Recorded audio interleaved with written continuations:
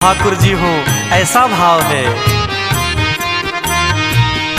मुख में हो राम नाम, राम सेवा हाथ में। मुख में हो राम नाम, राम सेवा हाथ में। तू अकेला नहीं प्यारे, राम जी तेरे साथ में। तू अकेला नहीं प्यारे, राम जी तेरे साथ में। फिर विधि का विधान जान, हानि लाभ सही ये।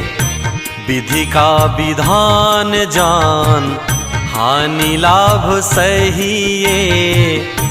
जाहि विधि राखे राम, ताहि विधि रहिए।